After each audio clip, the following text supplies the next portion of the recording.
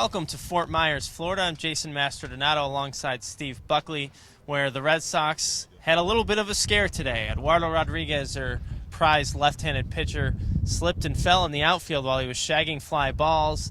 He said, I thought I broke my knee. It turned out he was fine. He was walking around just fine afterwards. After checks, the Red Sox think he's going to be okay. Castillo was back on the field today, Buck, and this is the guy I'm really interested in seeing in camp.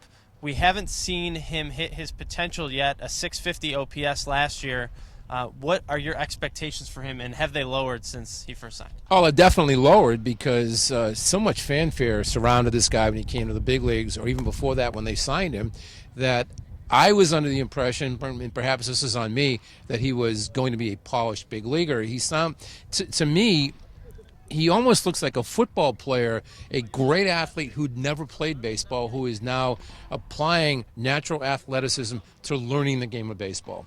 And in some of his just mechanical flaws last year and the year before, to me, really jumped out. So I need to see that he can actually play baseball and that he isn't just a good athlete. Right, and that's what I was just talking about with the assistant hitting coach, Victor Rodriguez, who said some of these Cuban players, they're not trained for situational hitting. So pitchers start pounding them inside. They're trying to pull everything, and all of a sudden you end up with numbers like Rusney ended up with last year. So he's going to have to make some adjustments. One guy who has already made a lot of adjustments and impressed a lot of people in this camp is Mookie Betts. And, Buck, you got a fun story about Mookie. Well, as you may have read, you had a note on it this morning in the Herald. Mookie Betts took the entire team out to dinner a couple of nights ago. He's a third-year big leaguer. It's only his second full year in the big leagues, but he thought it would be a great team-building exercise, a Japanese steakhouse at the Bell Tower, just a few miles down in Daniels Parkway. He took the entire team out, and I just found out something no one else knew because he wasn't available yesterday. He ended up not picking up the check because a lot of the veteran players at the end of the night said, no, we'll take care of it. Clay Buchholz, who wasn't even there, he was one of the four guys who couldn't make it, called in that he would help pick up the check. I asked David Ortiz about it.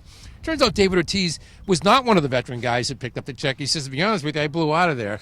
He says, I did show up. He was enormously praiseworthy of what Betts did to bring the team together.